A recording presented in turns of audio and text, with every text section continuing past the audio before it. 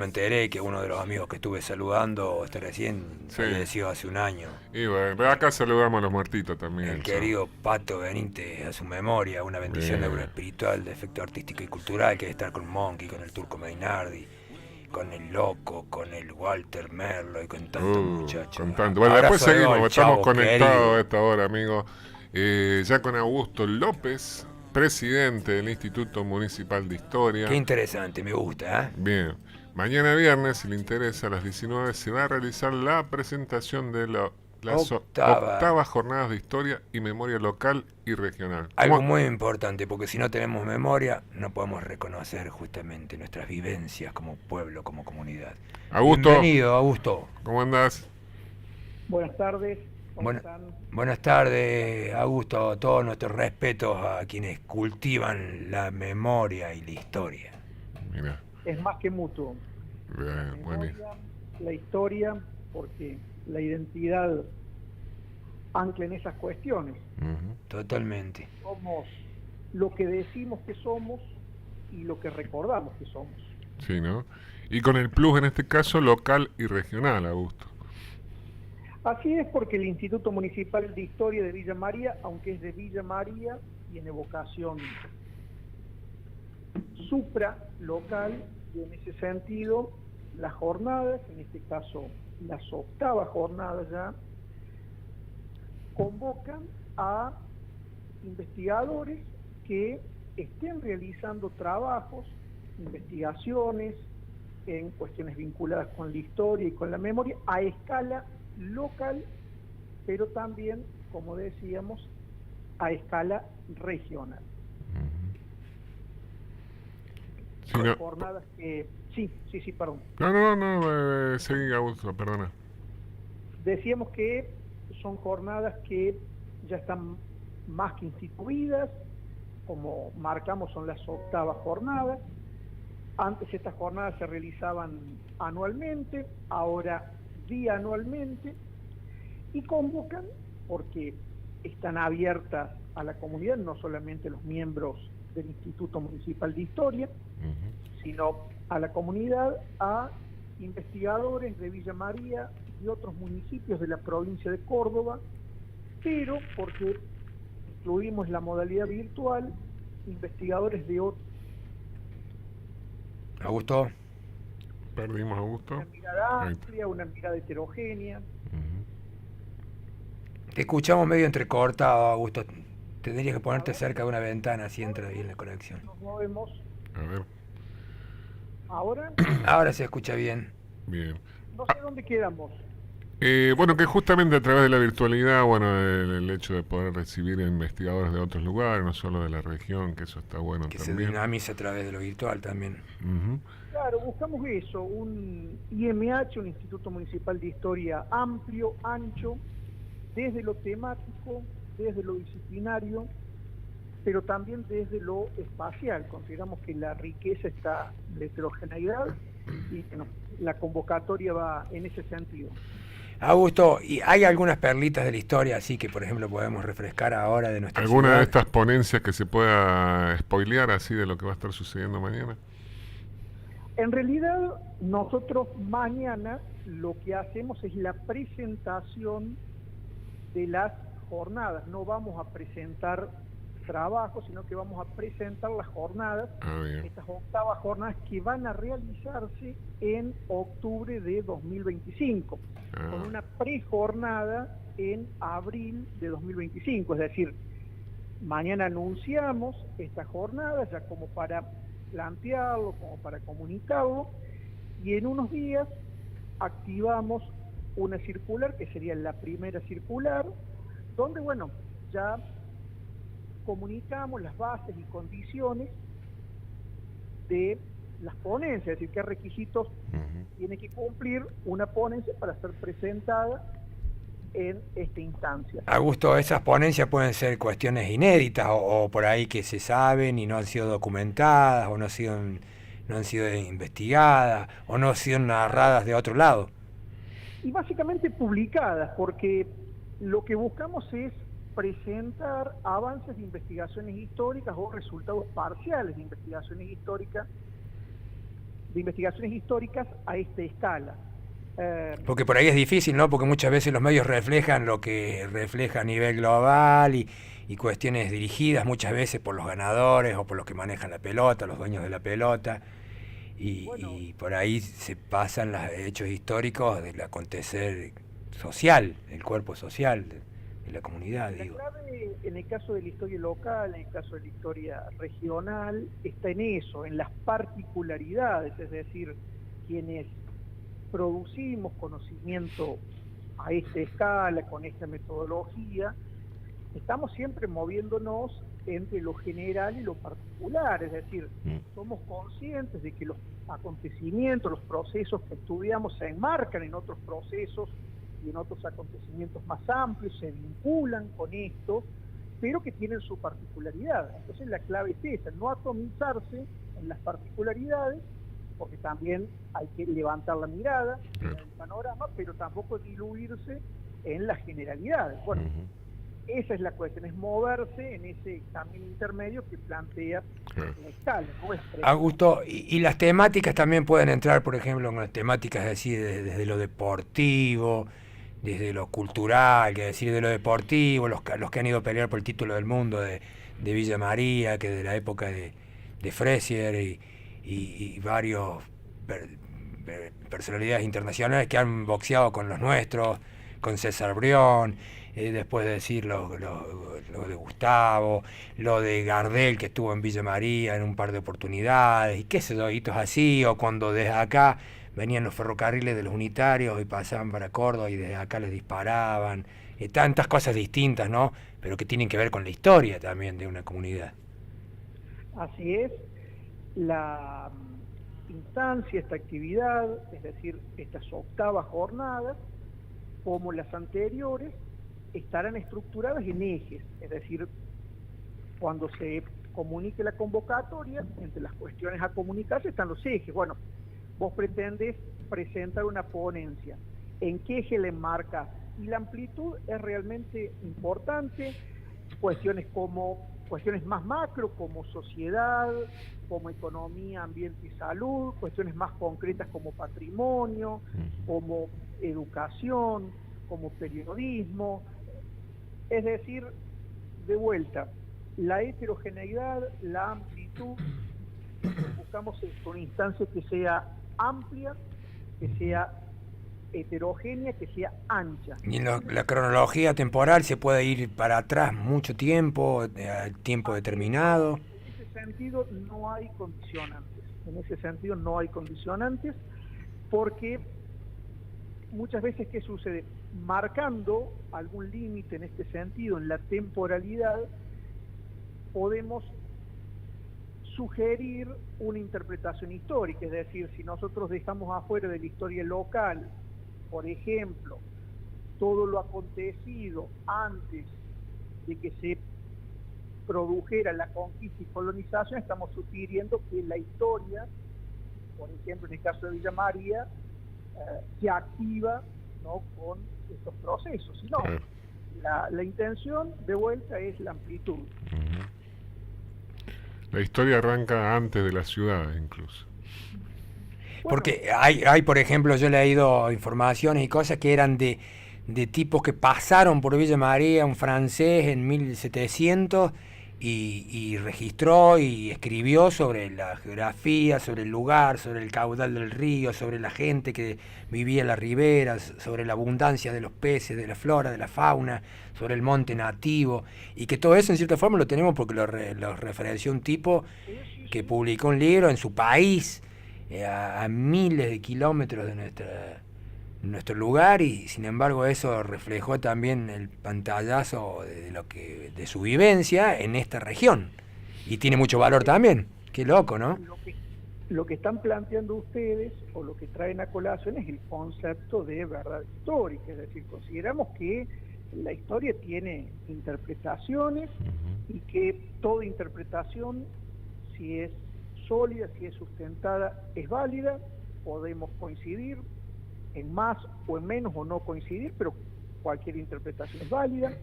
Si vamos a Villa María, ¿con qué nos encontramos? Bueno, con que si consultamos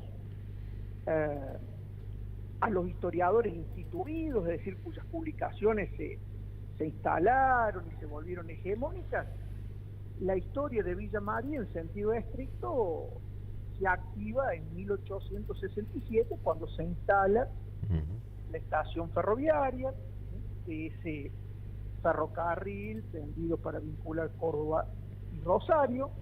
Ahora, hay otras interpretaciones. De vuelta, no podemos disociar el surgimiento de Villa María, por ejemplo, o no podemos disociar la historia villamaриense de la historia villanovense. Claro, van de la mano. Es una ciudad que no puede disociar tampoco su historia de la era colonial, aunque formalmente se dice que nació en 1826.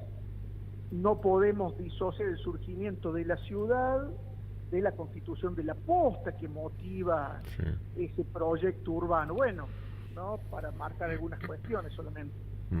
Totalmente. Viene muy bien.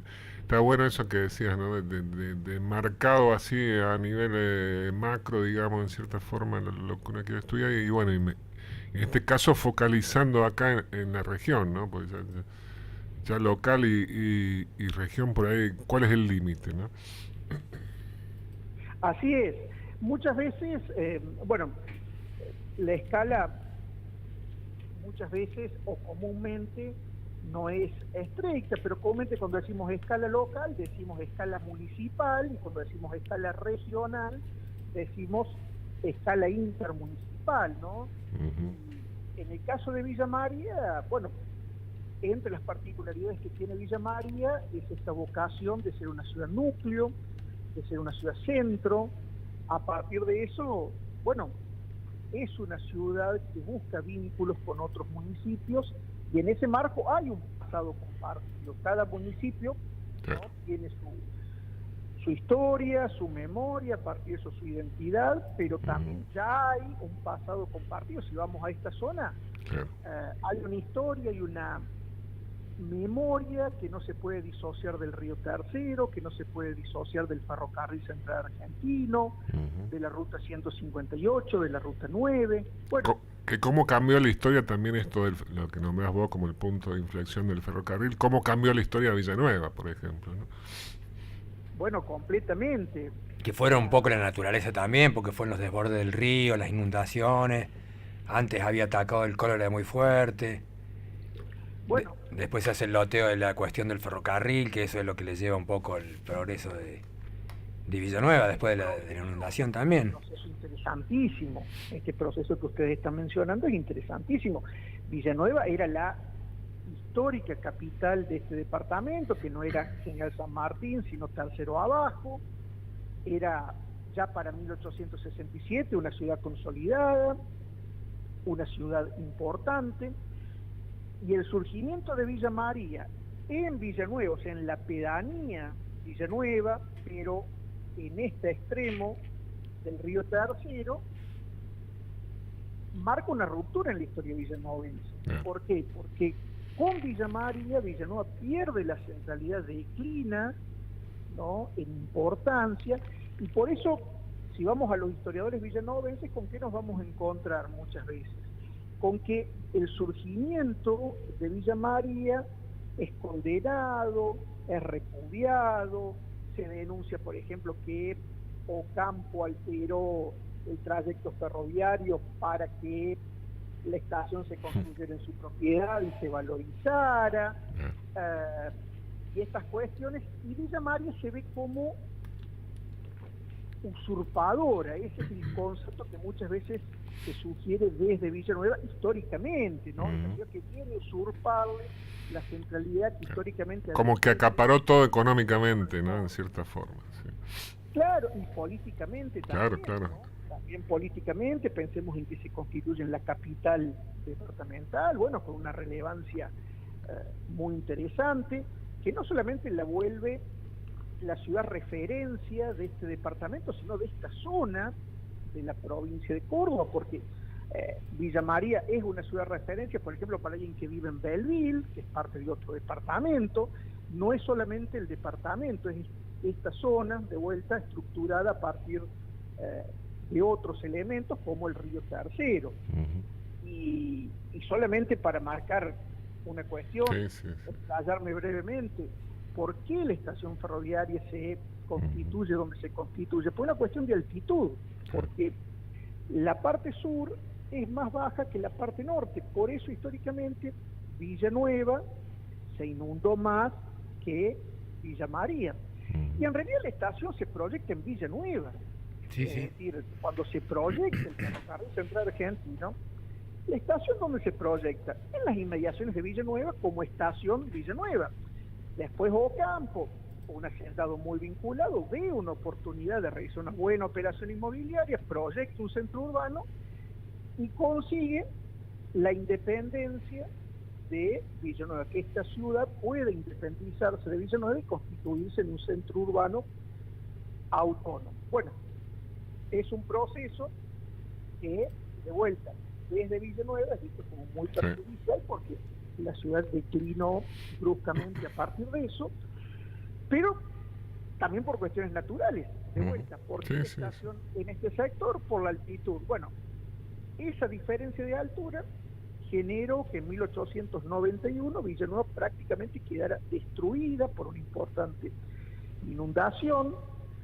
De casualidad, la ciudad se mantuvo, y bueno, el proceso migratorio, que ya era importante, se acentuó a partir de ese momento. Y el tema de la capitalía de Villa María, que también la disputan los villanovenses. Bueno, en realidad, ni Villa María ni Villanueva. Pero había sido aprobado por el Congreso. Claro, hubo una ley que declaró zona federal, en realidad una ley que federalizó una zona de la provincia de Córdoba, un radio, que incluía Villa María y Villanueva, pero no es que se declaró capital de la República Argentina a Villa María o a Villanueva. Recordemos que en Argentina la cuestión de la capital fue una cuestión que se discutió mucho, una cuestión que motivó enfrentamientos en múltiples ámbitos, incluso armados. Además, Buenos Aires se termina declarando capital federal después de un tremendo enfrentamiento armado. Claro, porque la provincia de Buenos Aires quería todos sus privilegios. Claro, su capital con su puerto. Puerto y aduana, claro. Se consideraron, a partir de esto, alternativas como por ejemplo, Rosario, Villa María, pero en el caso de Villa María y en el caso de Villanueva, muchas veces se piensa que fue declarada la ciudad de Villa María. Y no, esa ley federalizaba de vuelta una zona, un radio, donde ya se encontraban Villa María y Villanueva, solamente que muchas veces se menciona Villa María en el proyecto, ¿no? Porque, bueno, era como la referencia más contundente, pero era una zona, y la intención era construir una ciudad como Brasilia, como Washington, ese era el proyecto, es decir, armar una ciudad capital donde se encontraban Villa María y Villanueva, que tenían otro nombre, Ciudad Rivadavia. O sea que bueno, pero también esto se marca la importancia de esta zona como núcleo de la economía agroexportadora. Claro. ¿Y Rivadavia era en honor al primer presidente endeudador? Bueno, en un momento en el que Argentina se encontraba gobernada por un sector que comulgaba con esos proyectos, con esos modelos, como sucedió en algún momento en Villa María. Pensemos que Villa María es una ciudad que coloca muy tempranamente, en comparación con otras ciudades, un monumento a Rivadavia, que es ese monumento que está en la Plaza Independencia. Claro.